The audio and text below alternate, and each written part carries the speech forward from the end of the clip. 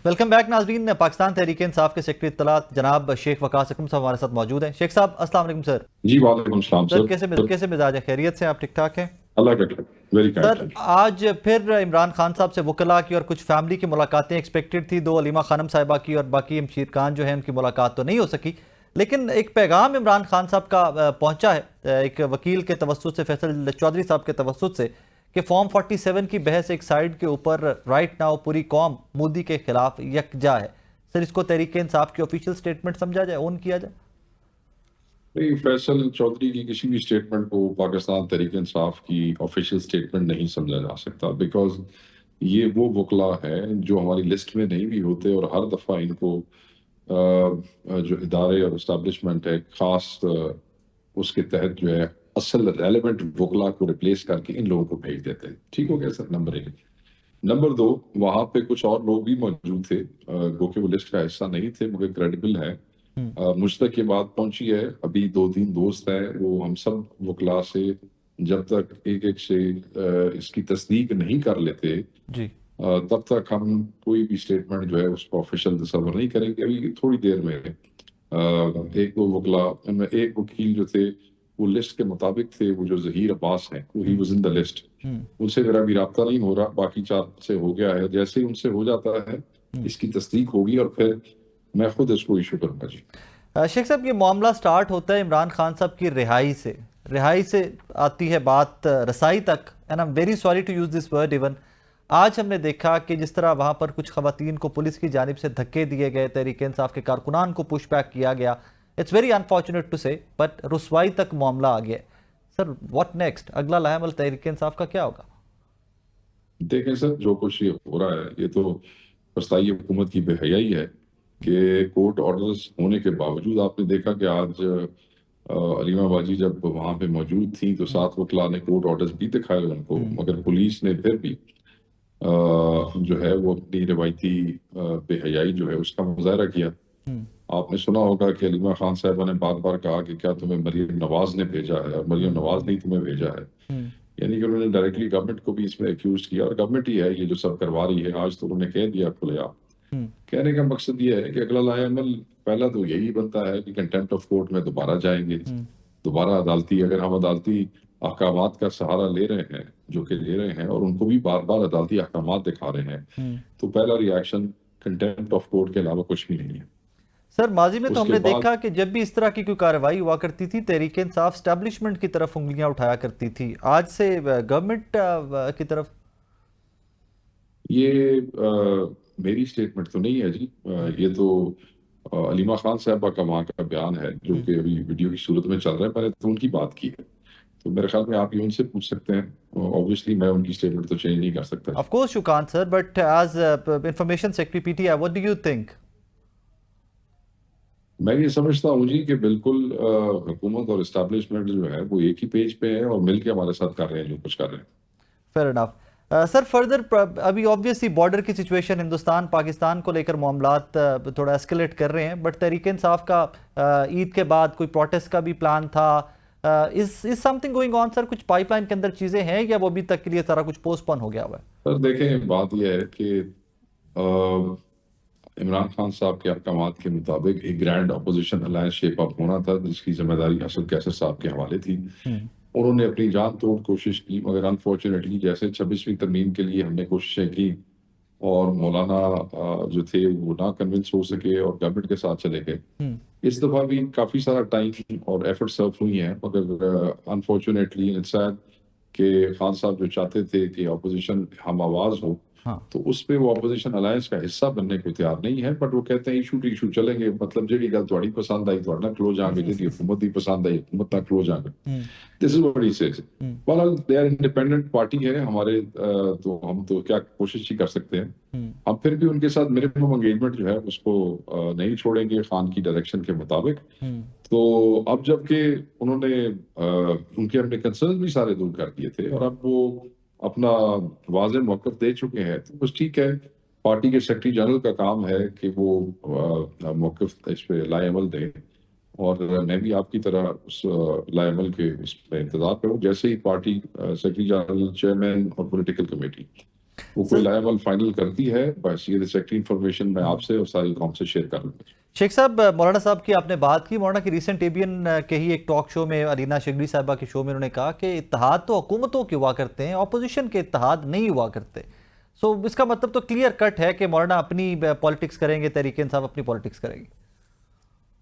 Sir असि पहले भी अपनी पॉलिटिक्स कर रहे हैं। हम तो चाह रहे थे कि अपोजिशन हम आवाज हो जाए। खान साहब का विजन यही था हम्म। कि अगर आप सिस्टम जो आपके साथ वस्तायत कर रहा है, if you want to stand up to it, तो why not do it together. Hmm. Khan साहब ये चाहते थे। तो अब अगर कोई अपोजिशन भी कहलाना चाहता है मगर गवर्नमेंट के मजे भी लेना चाहता है, तो वो उनकी मर्जी है। वो कहते हैं इशू टू इशू चलेंगे। क्लियर कट वाली तो बात ही नहीं, हमें कन्वे हो गया। ऐसी तो किसी खुशहाली का शिकार नहीं है। सर रिसेंट, बल्कि कल आप सीएम केपी के और बाकी वज़राए आला की वज़ीर आज़म से मुलाकात और वो सारा मामला भी, माइंस एंड मिनरल्स बिल भी सर ऑब्वियसली डिस्कस हुआ होगा। सर देखें, अपने जेहन में रखिएगा। जी। और ये मैंने परसों भी एक टॉक शो में बताया, इमरान खान साहब का पैगाम इस पे आ गया। हम्म। इमरान खान साहब का पैगाम जो होता है ना, वो इस पार्टी के लिए हरफ आखिर होता है। हम्म। और वो उस लास्ट आने वाले दो पैगामात में, दोनों में मिनरल बिल के हवाले से खान साहब की एक ही स्टेटमेंट थी। और वो क्या थी कि मैं पहले वज़ीर आला से ब्रीफिंग लूंगा, हम्म। उसके बाद मैं पूरी केपी कैबिनेट पॉलिटिकल लीडरशिप को बुलाऊंगा हम्म। और मैं उनसे जिनके तहफ़्फ़ुज़ात या कोई शिकायतें होगी या जो भी कोई डिस्कशन होगी करूंगा। हम्म। उसके बाद अगर मैंने मुनासिब समझा तो ये बिल पास होगा, वरना नहीं होगा। बात खत्म होगी। अब लोग पता नहीं क्यों टॉक शोज में, ट्वीट्स पे अटेंशन सीख करने के लिए बार बार ये चीज उठाते हैं। ये चीफ मिनिस्टर इमरान खान साहब के हैं, यहाँ हुकूमत केपी में इमरान खान साहब की है। हम्म। खान साहब का हुक्म आ गया, डिस्कशन खत्म हो गई है। वो बिल बस पे जिथे पे उथे ही पे रहेगा। हम्म। खान चाहेगा तो होगा, खान नहीं चाहेगा तो नहीं होगा। इस पे हमारे लिए इससे ज्यादा कोई डिस्कशन नहीं है। कई बेचारों को बहुत ज्यादा कंट्रोवर्सी में घुसने का शौक होता है, उन्होंने टाइम जाया कर लेने दो। सानू टाइम वेस्ट करने की लोड़ नहीं है। Khan has spoken. शेख साहब, since you talked about the tweets, तो रिसेंटली मिर्जा शहजाद अकबर साहब ने भी एक ट्वीट की और उसके बाद मैं देख रहा था खैबर पख्तूनख्वा के कुछ कैबिनेट मिनिस्टर्स वो भी रिस्पॉन्ड कर रहे हैं।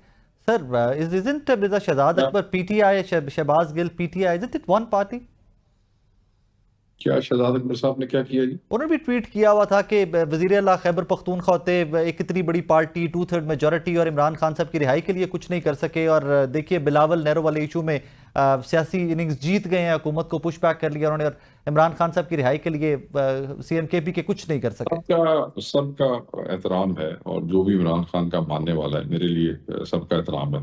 हम्म। मगर जब बंदा खुद मुल्क से बाहर चला जाए तो गुफ्तगू करनी आसान होती है। जो यहाँ पे मौजूद हों उनके लिए मसाइल मुख्तलिफ हैं, वहाँ जो दोस्त बैठे हैं उनके लिए भी मसाइल होंगे, मगर कंपैरेटिवली मेरे ख्याल में जो यहाँ बैठे हैं उनके लिए चीज़ें और हैं। हम्म। इमरान खान के मुजाहिदों में से जो है, ये सारे मुजाहिद हैं। ये इमरान खान के हुक्म पे ही ये नॉमिनेशन चीफ मिनिस्टर की हुई है, और चीफ मिनिस्टर खान साहब को रेगुलर मिलते हैं। खान साहब हालात से वाकिफ हैं, वो ज़्यादा बेहतर समझते हैं मेरे ख्याल में कि पूरी पार्टी को इमरान खान साहब की इंस्ट्रक्शन पे अमल करना चाहिए कि सोशल मीडिया या मीडिया पे बैठ के एक दूसरे पे तानाजनी ना करें। अगर किसी को बहुत ज़्यादा कोई प्रॉब्लम है तो वो पार्टी के जिम्मेदारान से बात करें, उसका कोई तदारक हो सके। तो ये जो भी कोई बातें इस किस्म की करता है, खान साहब की जो पिछला बयान आया है उसकी फिर इसका मतलब है मुखालफत में करता है।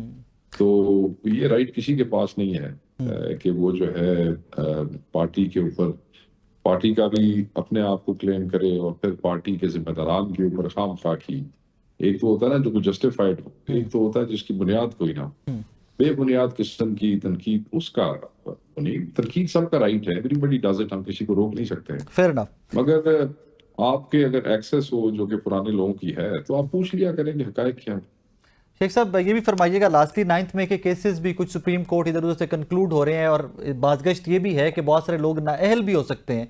आज अंसार भाई साहब की स्टोरी थी कि उस सिचुएशन को अवॉइड करने के लिए एक बार फिर से पीटीआई ने अरीमीन गंडापुर साहब को टास्क दिया कि एस्टैब्लिशमेंट से दोबारा मुज़ाकरात या इंगेजमेंट का कोई मामला खोला जाए, कोई डोर दोबारा से स्टार्ट किया जाए, कि दौर चलाया जाए। मेरे ख्याल पे वो अंसार अब्बासी साहब को आजकल कोई दोस्त जो स्टोरीज देते हैं, वो शायद उसकी तहकीक कर लें सेकंड टाइम तो बेहतर होता है।